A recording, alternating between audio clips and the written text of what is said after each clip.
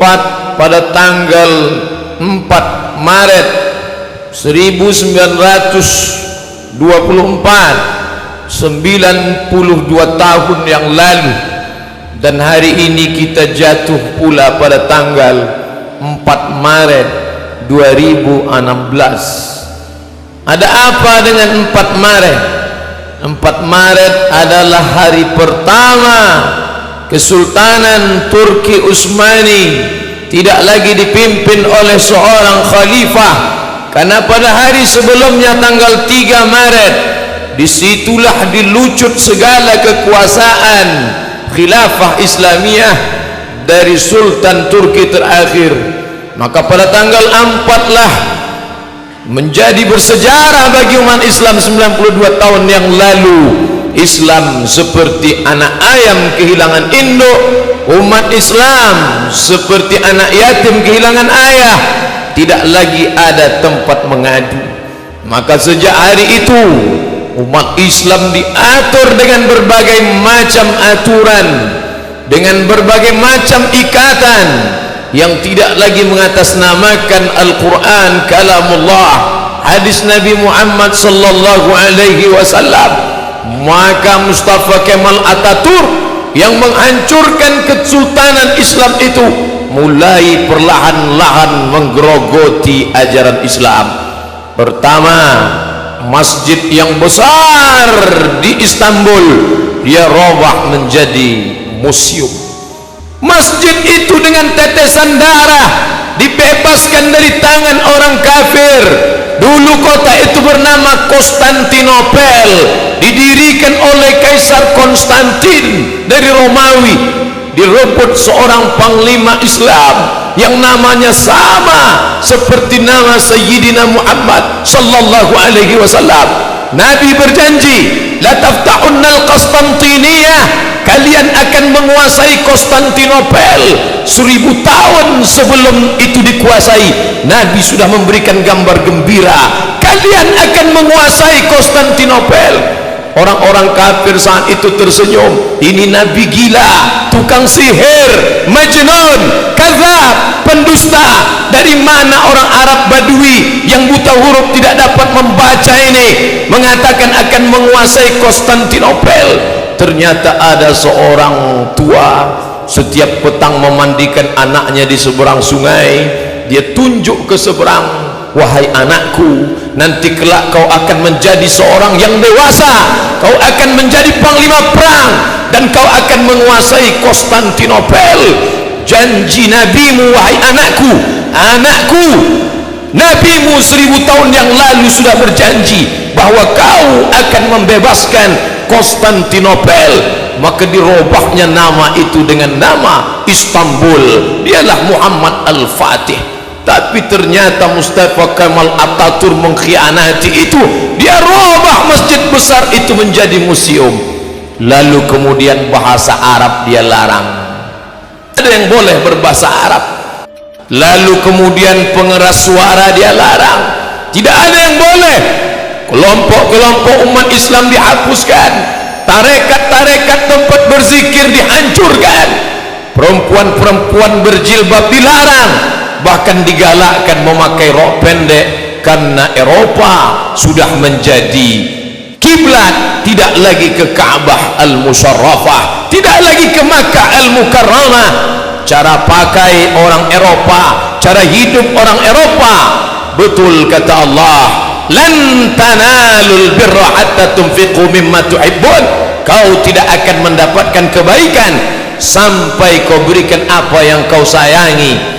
Muhammad Al-Fatih, anak tersayang, diwakafkan ayahnya untuk agama Allah, mendapatkan kemuliaan. Tapi begitu juga dengan orang kafir satu ini, hidupnya dia wakafkan untuk kesalahan, untuk dosa, dan dia merusak yang sudah dibina, dibangun oleh para pendahulunya. Akhirnya seluruh negeri-negeri Islam hancur seperti yang dikatakan Nabi, la yushikanna, aku khawatirkan tak lama lagi masanya kalian akan seperti makanan di atas meja makan. satu menarik kepalanya, yang satu menarik ekornya, yang satu menyobek paha dadanya, semuanya merebut.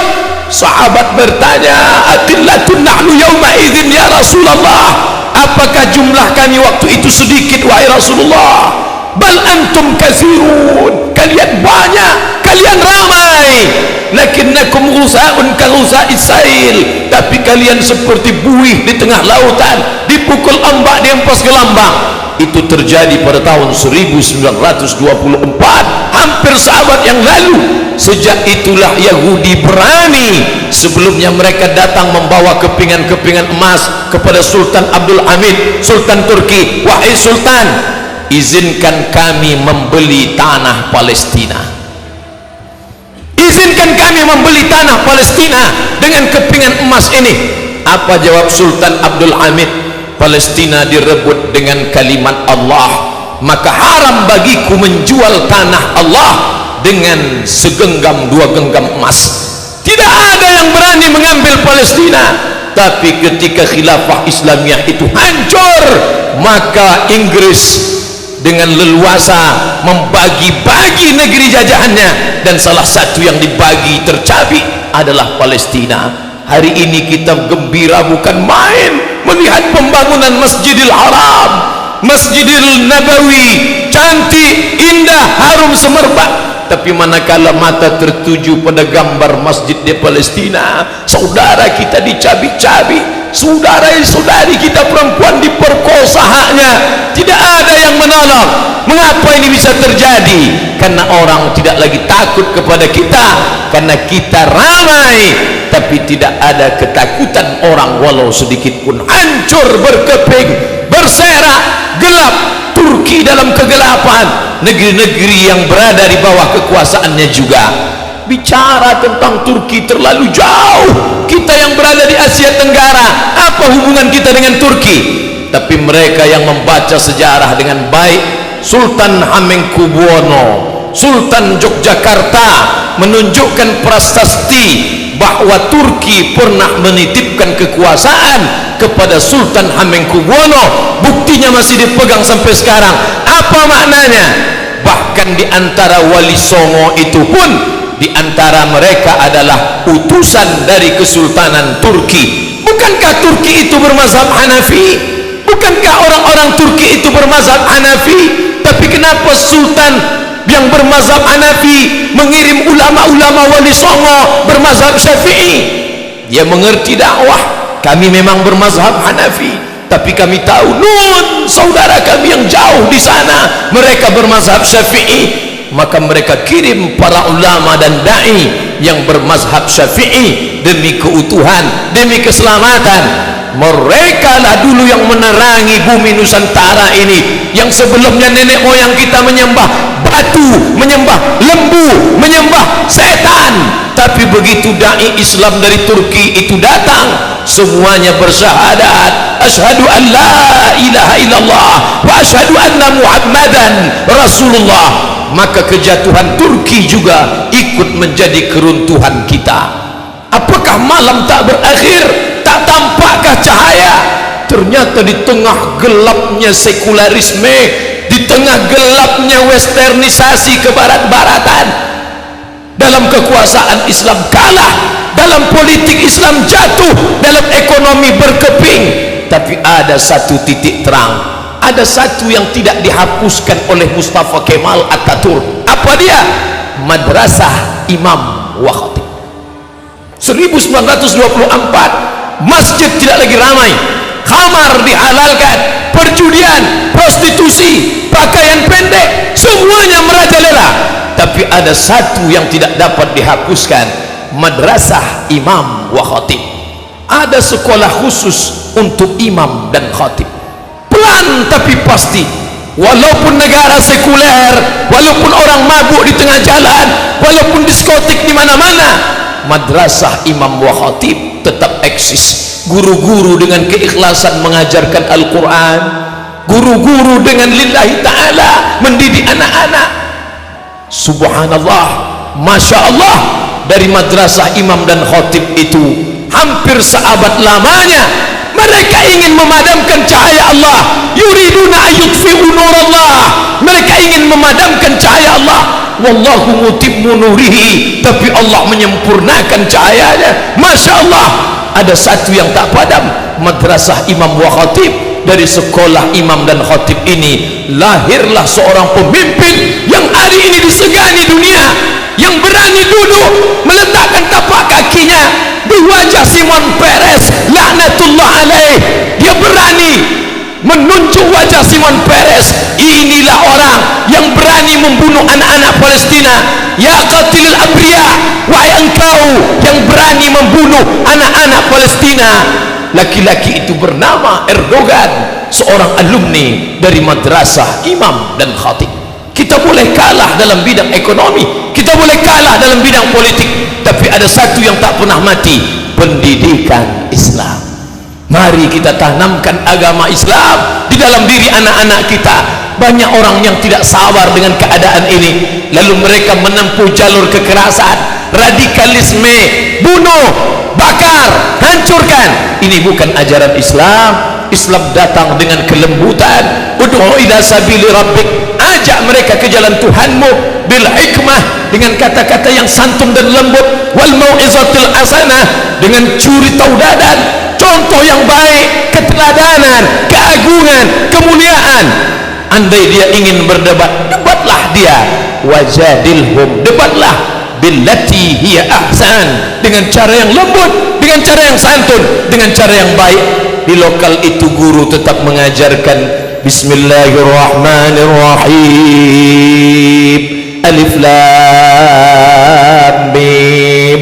Ternyata keikhlasan itu berbuah. Hari ini Eropa, Amerika gentar ketika disebut nama Erdogan. Kenapa? Karena di dalam diri itu ada kekuatan. Allah berjanji, wa may yartadda minkum an dinih, siapa di antara kamu yang murtad, kalian tinggalkan agama ini, fasawfa ya'tillah, Allah akan ganti.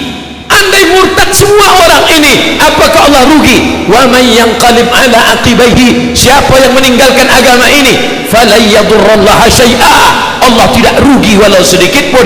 Allah tidak akan merasa rugi walau sedikit pun. Ketika semua orang Turki meninggalkan Islam, ketika mereka merubah masjid menjadi museum, ketika mereka melarang perkumpulan, apakah rugi Allah?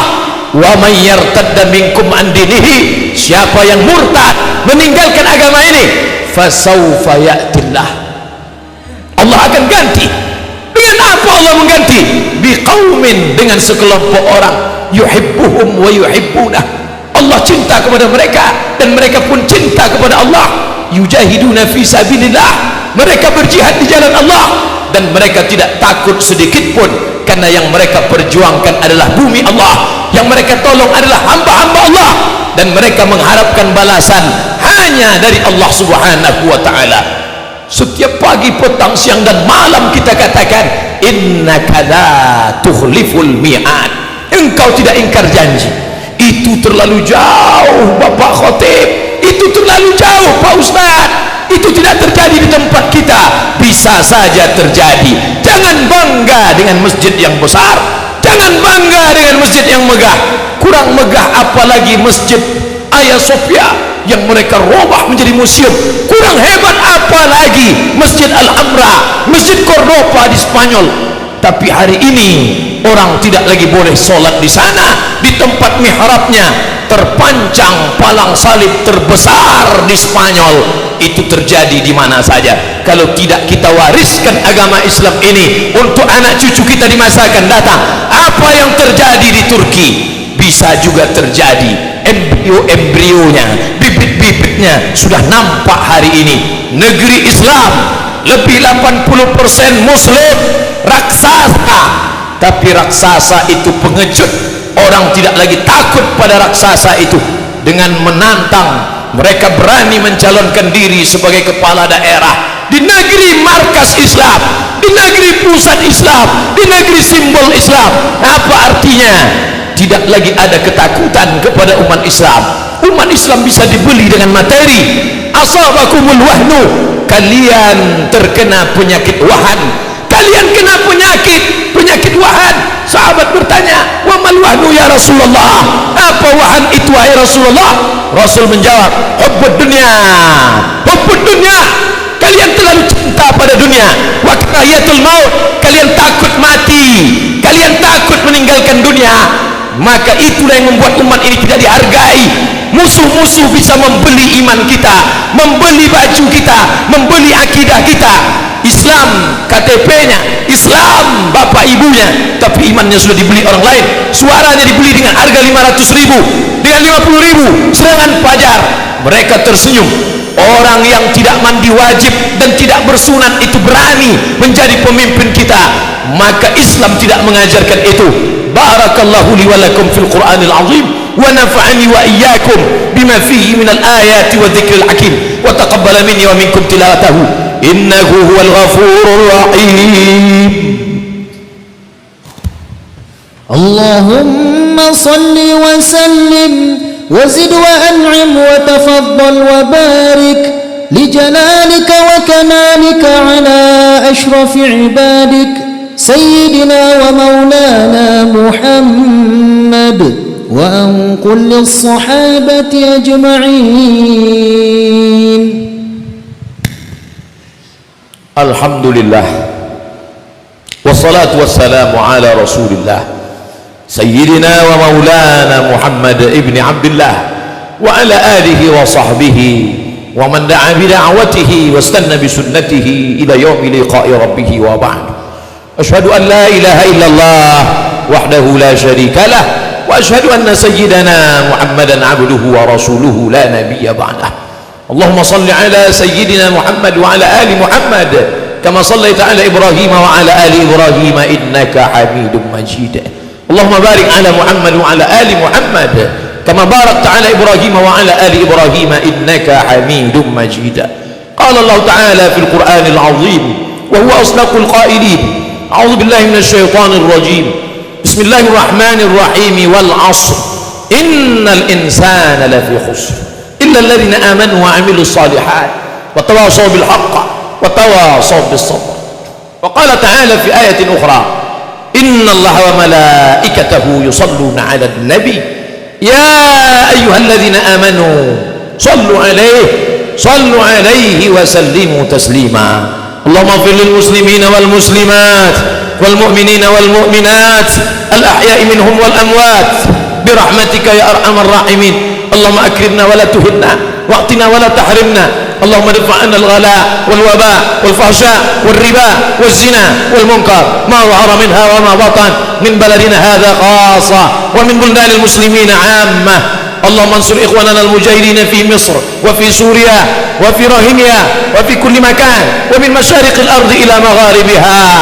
لا تدع لنا ذنبا إلا غفرته ولا هما إلا فرجته ولا دينا إلا قضيته ولا مسافرا إلا وصلته ولا مريضا إلا شفيته ولا ميتا إلا رحمته ولا حاجة من عوائج الدنيا والآخرة لك رضا ولنا فيها صلاح إلا قضيتها ويسرتها يا أكرم الأكرمين. ولا تسلط علينا من لا يخافك ولا يرحمنا ولا تسلط علينا من لا يخافك ولا يرحمنا ولا تسلط علينا من لا يخافك ولا يرحمنا. عباد الله أوصيكم ونفسي بتقوى الله وطاعته فقد فاز المتقون. إن الله يأمر بالعدل والإحسان وإيتاء ذي القربى وينهى عن الفحشاء والمنكر والبغي يعظكم لعلكم تذكرون. فاذكروا الله العظيم يذكركم واسألوه من فضله يعطكم ولذكر الله أكبر والله يعلم ما تصنعون. أقم الصلاة.